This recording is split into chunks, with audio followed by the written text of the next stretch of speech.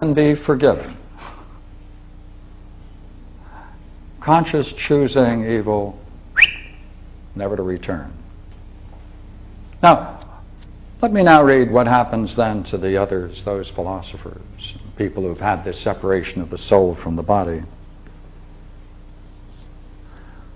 But those who have found to have excelled in holy living are freed from these regions within the earth and are released as from prisons, and they mount upward into the pure abode and dwell upon this earth. And of these, all who have duly purified themselves by philosophy live henceforth altogether without bodies, and pass to still more beautiful abodes, which it's not easy to describe, nor have we now time enough to describe them. So that's very similar then to getting off the wheel of life, isn't it? Right? You're reincarnated and reincarnated on and on again until you can pull off the stunt, and then there's no longer any return to the Achusian lake, but rather you live in this place where you can be companions to the gods, right? Dialogue with the gods, enter into visions, prophecies, states of mind such as that. And therefore that's out of the whole cycle of reincarnation. So therefore, if you're purified by philosophy, you're released as from prison. Now, among the rivers, of course, he has 4 categories. Each of the rivers takes on certain characteristics. Right? Notice it gets worse as you proceed down, which is what you'd expect. Hot and cold, one of the rivers. Fire, mud that flows before hot lava. That must be really immense. And lava itself. Now, remember I said I wanted to talk about another level of this, and therefore I'm going to risk it now and jump into it, right? Okay. I want to ask you to compare 2 things. Right? Just compare 2 things. That's what we're going to do. I'm going to read you about what the earth looks like, what condition it's in, and then I'm going to read you from another section, and you're going to tell me whether or not you can see some correspondences between the 2 of them. So,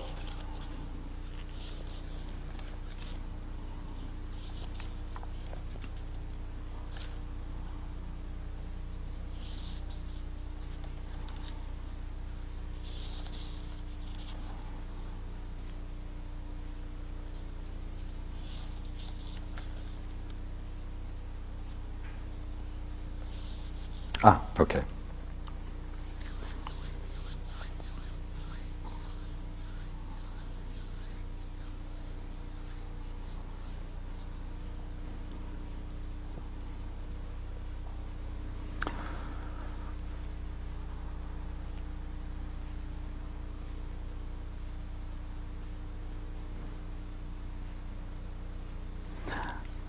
He tells Simmias that there's nothing to prevent my telling what I believe the form of the earth to be and the regions in it after death. So then he starts this way. I am convinced that in the first place, if the earth is round and in the middle of the heavens, it needs neither the air nor any other similar force to keep it from falling, but its own equipoise and the homogeneous nature of the heavens on all sides suffice it to hold it in place. For a body which is in equipoise and is placed in the center of something which is homogeneous cannot change its inclinations in any direction, but will always remain in the same position. This, then, is the first thing of which I am convinced.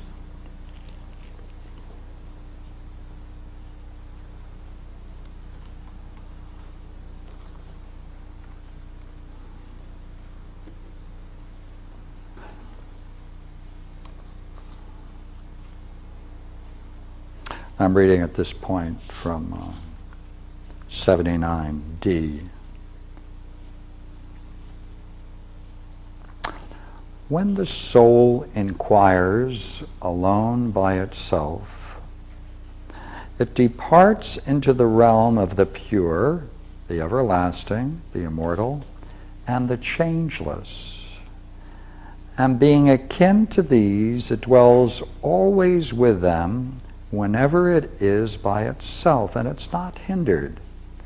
And it has rest from its wanderings and remains always the same, unchanging with the changeless, since it is in communion therewith. And this state of the soul is called wisdom.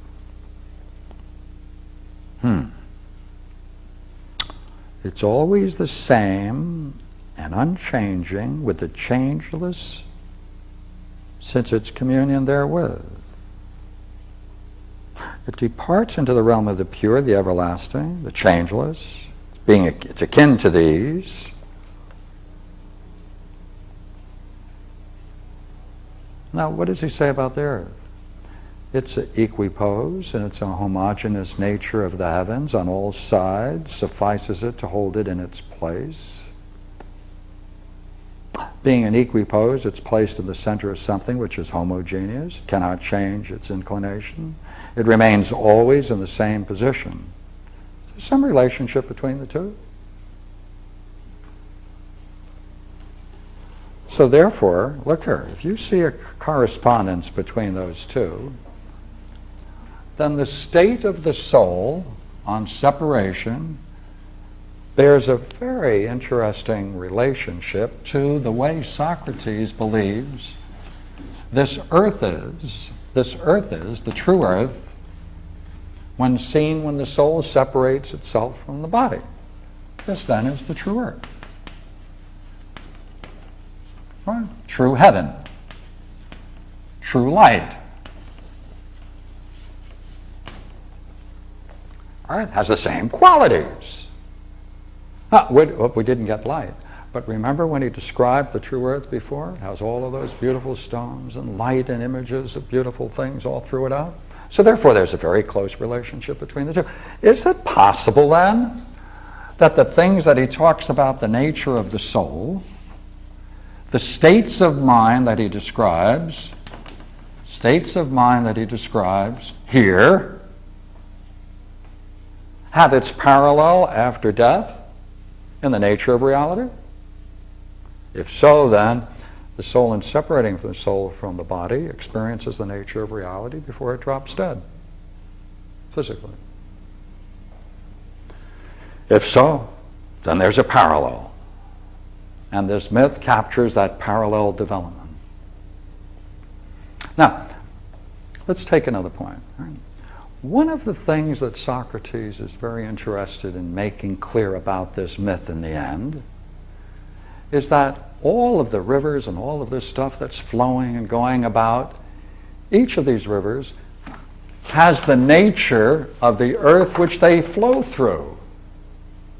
It picks up the qualities of what it flows through. Therefore itself, it doesn't have those qualities, doesn't have these qualities. It's rather, if it passes through these qualities, it picks up these qualities. Let's look what he says at another place and see whether we can see something here. It might even be interesting.